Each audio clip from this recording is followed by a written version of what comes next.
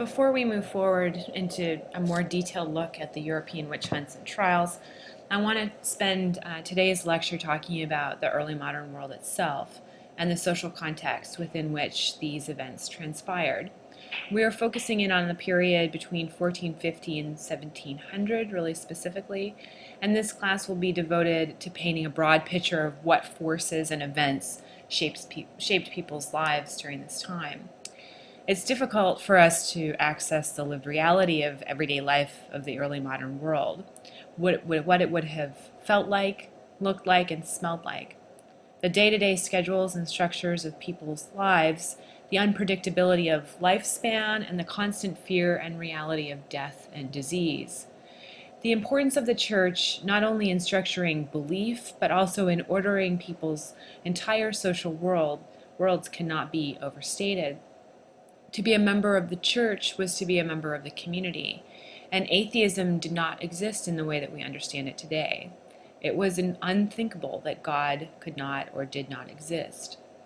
Not only was life very different at the local or everyday common person's level, it was also much different within the political and elite spheres as well. Those who had power, what that power looked like and how it operated did not look like it does today, partly because the way people gained wealth and who had access to it was much different. As well, the influence and political power of the church, primarily the Catholic Church, was also very influential. So today we want to think a little bit about what people's lives were like, what their everyday struggles and patterns of life, what was important to them, and what structured their lives. I also want us to consider the political and religious institutions, those with the power that influence and shapes people's lives, and in large part set the stage for the witch hunts that happened throughout this period. For people in the early modern period, it seemed like their world was expanding and becoming increasingly insecure and unknown. We will talk about a number of elements that structured people's worlds in big and small ways, including social position and gender, as well as a number of changes that influence a growing sense of uncertainty about life, including weather patterns, new world discoveries, the printing press that was invented right around this time, religious warfare, and finally, the Reformation. Early modern society was separated into three separate orders or social positions, which in France were known as the three estates. Those who fight, which were the nobility, those who pray, the clergy, and those who work, the commoners. There was a certain amount of differentiation between the people in each of these categories, of course, or not uniform categories by any means. Some clergy were also prince bishops, such as many in the Holy Roman Empire, and enjoyed a lot of wealth, while others had to work their own land in order to survive. And the nobility as well, not all of them were rich, but they were the group expected to protect the lower orders, the commoners, and keep the peace. In order to maintain social stability, everyone was expected to perform the role into which they were born. This was a highly hereditary society, meaning that there was very little opportunity to change one's social position. The most important distinction in society was between the nobility and the commoners. While those of the highest estate were meant to protect the welfare of those of the lowest orders, the commoners were meant to serve the nobility. The nobles made up about 1 to 2% of the population, but owned about half to 2/3 of the land, and the church also owned a lot of the land as well. Peasants worked the land for the noble classes and were dependent upon climate and good harvests for their survival. When weather patterns changed or there was a climate crisis of some kind, it could have a devastating effect. In this period, for instance, many places experienced high inflation.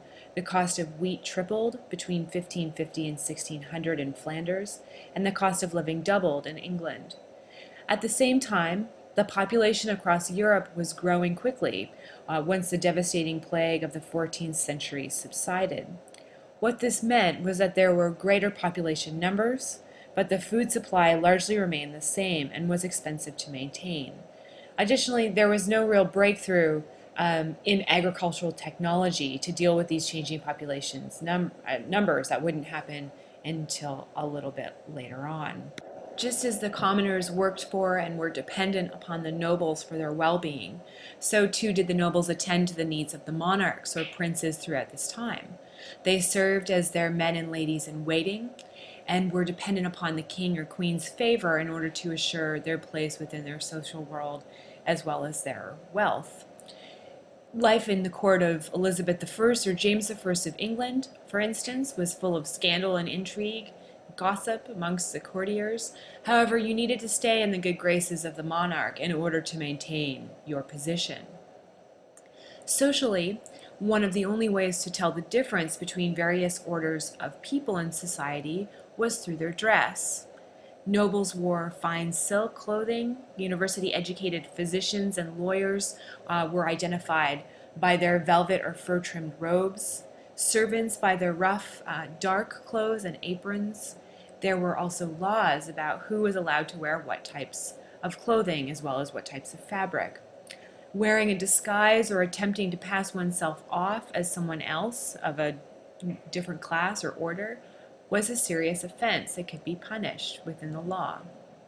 The health and stability of the nation was thought to depend on everyone fulfilling their proper and hereditary role in society. Social order was divided into rank. The monarch was the overarching and most powerful figure in the early modern world.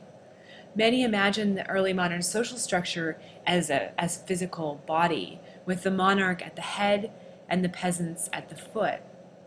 Early modern scholar Thomas Hobbes depicts this vision of society in his work Leviathan of 1651. He thought that without the sovereign power of the monarch, people would live in a constant state of war with each other. Therefore, all power must reside in the person of the prince. Hobbes wrote, "For the laws of nature, as justice, equity, modesty, mercy, and in some, doing to others as we would be done to of themselves, without the terror of some power to cause them to be observed, are contrary to our natural passions, that carry us to partiality, pride, revenge, and the like." And he also said, during the time men live without a common power, the monarch, to keep them all in awe, they are in that condition called war, and such a war as if of every man against every man. Early modern people believed that the king and queen was chosen by God to rule. We see this belief play out in the rituals that surrounded making the monarch the king, his ordination, and he or she was crowned by the bishop. An example of the power that early moderns vested in the person of the king and the belief that he was a quasi-divine figure is demonstrated through the phenomenon called the king's touch, a claim made by the kings of France and England that they could heal the sick by their touch alone. The disease they claimed to cure was called scrofula, or also known as tubercular infection. The king would have specific days when people were allowed to approach him, and he would touch the infected area and make the sign of the cross over the victim. You see here in this slide someone who is suffering from this disease. This practice of touching the victims of this disease began in the 11th and 12th centuries and persisted until the 18th century. Of all the rituals that were practiced, this was one of the most popular amongst common people. The English gave each person who was touched a coin. In part, people believed in this practice because it was cultural. These things were believed to be possible, healing through touch. Also, scrofula goes away by itself, making it appear as though kings could cure people through this method. This was a valuable political tool used to claim one's monarchical power. Some kings even used this ability to make claims against the Pope himself. Belief in the divine power of kings was one of the elements that made monarchs so powerful during this period. While many peasants lived and worked in the countryside, this was also a time when cities like London, Paris, Geneva, and Prague were experiencing rapid growth. Cities were filled with merchants and craft guilds who would take in apprentices, for instance, in something like the book trade. Most of the people living in cities made their living producing goods and performing services that supported the various guilds. That included carrying goods from place to place, gathering and selling firewood, working as servants, washing clothes, repairing houses, brewing beer, or caring for the sick. If these ventures failed, they might turn to stealing or begging in order to support themselves. Many nobles kept houses in their country homelands where they originated from, as well as in the city center to be close to the monarchs and court life. And incidentally, the monarchical court, was the center for arts and learning at this time. Often monarchs would patronize scholars as well as artists and musicians. For people in both the city and the country, religion was one of the primary defining factors of their social lives and formed the basis for their shared lives together, including the church calendar of holidays and festivals, as well as the basic family structure. People were expected to go to church to participate in the community. Every major life transition was marked by a religious ritual, from infant baptism, which assured the child would go to heaven, to the church wedding performed by the priest, who also blessed the marriage bed.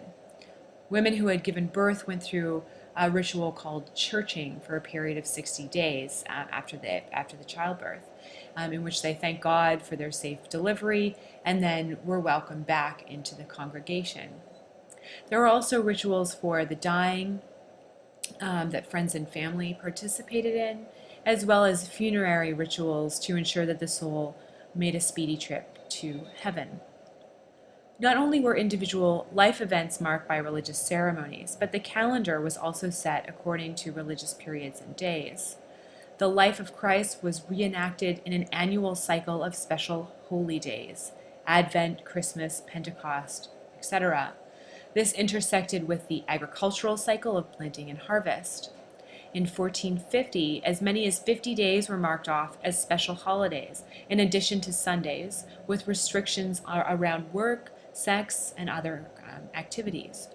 Weekly attendance at church services was not always the norm, although it became increasingly so into our period. The church encouraged people to confess their sins to a priest at least once a year. For many and most early modern people, there was no distinction between the sacred aspects or the secular aspects of their lives. These were all intertwined together.